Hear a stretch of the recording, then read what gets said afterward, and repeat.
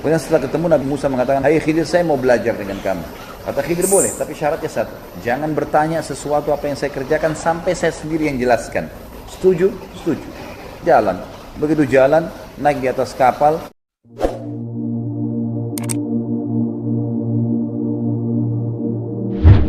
Oke, assalamualaikum warahmatullahi wabarakatuh. Alhamdulillah, salatu wassalamu ala rasulillah. Balik lagi dengan gua Adit di kajian Sunnah Riyak.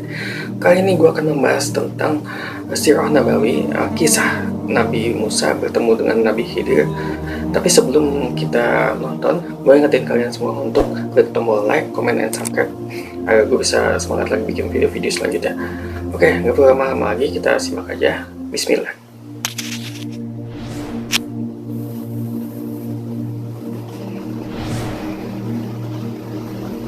Allah lebih tahu, seperti kasus Nabi Khidir pada saat membunuh anak kecil. Nabi Musa alaihissalam bingung. Nabi Musa sempat mengatakan kepada kaumnya, "Saya adalah hamba Allah yang paling pintar di muka bumi." Bukan niatnya sombong alaihissalatu wassalam, tapi beliau merasa beliau utusan Allah dan beliau diberikan Taurat. Dalam sebuah hadis dikatakan, Taurat itu oleh Adam dikatakan alaihissalam kepada Musa, "Kau adalah Nabi Allah, pilihan Allah, dan dituliskan Taurat untukmu dengan kedua tangannya." Baik, sekarang Nabi Musa alaihissalam pada saat dia mengatakan dirinya paling pintar di muka bumi, Jibril alaihissalam datang dan mengatakan, "Hai Musa, Allah menitipkan salam padamu dan coba kamu keliling di muka bumi, di pesisir sungai Furat, engkau akan temukan hamba Allah yang lebih pintar daripada kamu." Maka Musa alaihissalam sempat beristighfar kepada Allah, khawatir kalau itu dia kesombongan, lalu kemudian dia jalan mencari hamba Allah yang lain. Tentu kita tahu namanya Khidir alaihissalam, Nabi yang lain. Kemudian setelah ketemu Nabi Musa mengatakan, "Hai Khidir, saya mau belajar dengan kamu." Kata Khidir, "Boleh, tapi syaratnya satu. Jangan bertanya sesuatu apa yang saya kerjakan sampai saya sendiri yang jelaskan." Setuju? Setuju. Jalan. Begitu jalan, naik di atas kapal, tiba-tiba Nabi Khidir lobangin kapal-kapal nelayan. Lalu Nabi Musa heran. Sepertilah kita mungkin yang manusia biasa belum punya ilmu dari Allah, kita cuma mengatakan, "Kok aneh, kapalnya orang baik-baik nelayan, dibocor-bocorin, kenapa nih? Kenapa Khidir kau lakukan ini? Ini kan perbuatan yang tidak baik." Kata Khidir, "Kan sudah saya bilang, jangan nanya sampai saya sendiri yang jelaskan." Ini bagus juga kaidah di majelis ilmu ini.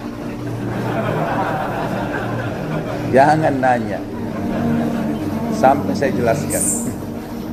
Baiklah. Kemudian kata Musa, "Baiklah, saya minta maaf." Jalan lagi sebentar, Khidir melihat anak kecil ditangkap, dibunuh sama Khidir. Dalam beberapa asar disebutkan anak ini 5 tahunan umurnya. Kalau kita melihat posisi ini, kita akan bertanya, sama Musa alaihissalam mengatakan, "Musa Nabi Allah, hai Khidir, kenapa kau bunuh anak yang jelas-jelas belum balik, gak ada dosanya?" Kan sudah saya bilang, jangan nanya sampai saya jelaskan. Baiklah, sekarang ini sudah banyak uzur, sudah banyak saya minta maaf, saya tidak akan buat masalah lagi sekarang. Baik, jalan. Begitu masuk ke satu kota, lapar Nabi Khidir dan Musa alaihissalam kehabisan bekal, minta jadi tamu di kampung itu. Orang-orang pada nolak, dianggap orang asing. Zaman dulu dibuat benteng-benteng, ada pintu gerbang, kalau pendatang diusir-usirin. Besok pagi mau masuk ke kota ini silakan, diusir di luar gerbang, takutnya buat masalah gitu. Maka Nabi Khidir alaihissalam menerima itu, karena Musa ikut di belakangnya. Maka Khidir pun mau keluar dari benteng itu kan. Sebelum dia keluar, ternyata ada tembok di situ, rumah, temboknya mau rubuh. Khidir alaihissalam punya mukjizat dari Allah SWT. Dia kalau mau melakukan sesuatu, dia tinggal berdoa, Allah kabulkan. Dia menyentuh tembok yang mau rubuh itu dengan telapak tangannya, berdiri kembali temboknya. Nabi Musa alaihissalam mengatakan, "Wahai Khidir, kau kan sudah perbaikin temboknya orang-orang itu. Bisa kita jadikan penyebab mereka menerima kita menjadi tamu." Kata Khidir, "Sekarang saatnya kita bisa." Artinya, saya kan sudah bilang, jangan terangkan apa-apa, jangan ajar apa-apa, jangan bertanya sampai saya jelaskan. Perbuatannya juga termasuk. Tapi sebelum kita pisah, saya akan jelaskan. Kalau kapal-kapal yang saya bocorin itu, karena saya mendapatkan informasi, wahyu dari Allah kepada saya. Di sekitar wilayah itu ada raja zalim, suka ngambil kapalnya nelayan. Pokoknya kalau dilihat kapal bagus, diambil sama dia, secara paksa. Kalau saya bolong-bolongin bolong kecil, dia lihat ada cacat, ini nggak jadi ambil. Nanti nelayannya tinggal tempel-tempelin sendiri, selesai. Kalau anak kecil yang saya bunuh, dan ini saksi bahasan kita, Allah sudah memberitahukan dengan keluasan ilmunya. Ada ilmu Allah yang sangat luas. Jadi Allah sudah tahu semua apa yang terjadi. dari awal sebelum diciptakan makhluk-makhluk ini semuanya dengan keluasan ilmunya. Dalam ayat ini dikatakan waqad ahata bikulli syai'in ilma. Allah meliputi segala sesuatu dengan keluasan ilmunya. Maka kata Khidir, anak ini dengan keluasan ilmu Allah diberitakan kalau dia nanti kalau besar ini anak balik, dia akan durhaka dengan kedua orang tuanya. Sementara orang tuanya adalah orang alim, soleh. Maka Allah menyuruh saya membunuhnya. Karena perintah Allah, saya nggak berdosa. Allah juga penciptanya yang sengaja mau menyelamatkan anak ini. Kalau dia mati sebelum balik, maka dia selamat. Lalu Allah gantikan kedua orang tuanya dengan anak yang soleh.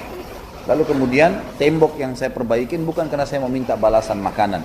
Tapi saya telah mendapatkan informasi ini tembok rumahnya 2 anak yatim yang orang tuanya sudah meninggal. Dan di bawah tembok itu ada ditanam harta oleh orang tuanya. Kalau rubuh, masyarakat lihat mereka akan mengambil secara paksa. Maka saya sengaja memperbaiki tembok untuk melindungi harta itu. Nanti ada saatnya di mana tembok itu akan rubuh sendiri. Dan anak-anak ini kalau sudah besar akan mendapatkan harta peninggalan itu.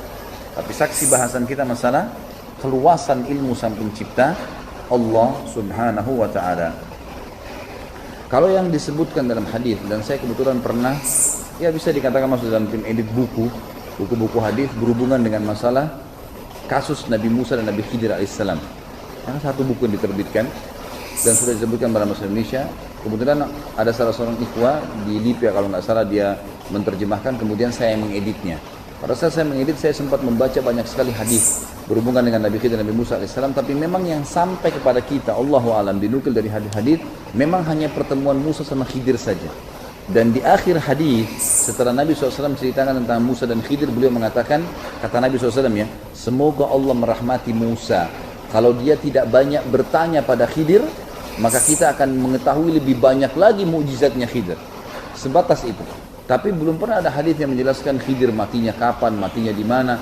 Bahkan ulama mengatakan hikmah ilahi, semua kematian para nabi-nabi dan tempat matinya tidak dijelaskan secara khusus di hadis. Misal Nabi Muhammad SAW mengatakan umur Adam sekian, ayah kalian, kan bisa saja disebutkan dalam hadisnya. Yang disebutkan cuma postur tubuhnya, karena hari kiamat kita akan bangkit seperti postur tubuh ayah kita Adam. Tapi nggak pernah disebutkan kadar umurnya, matinya di daerah mana. Semua nabi-nabi loh ya. Dan kata para ulama, hikmahnya hanya kuburan Nabi Muhammad SAW yang sekarang jelas diketahui di situ kuburan Nabi, untuk membuktikan memang Nabi ini saja yang kalian ikutin. Ada sebuah riwayat dikatakan seorang sahabat bertanya, ya Rasulullah, di mana kuburannya Musa? Apa kata Nabi SAW? Di sebuah gunung di Palestina yang kalau dari atas gunung itu dilempar batu, kadar kekuatan seseorang melempar batu. Gunungnya nggak disebutin, di ini dilempar kadar batu kemana? Nggak jelas. Maka berarti Nabi SAW memang tidak menyuruh kita khusus mencari kuburan para nabi-nabi, mendatanginya. Sudah cukup kita tahu imani risalah mereka. Kuburan yang sampai sekarang jelas kuburan Nabi adalah kuburan Nabi Muhammad alaihi salatu wassalam.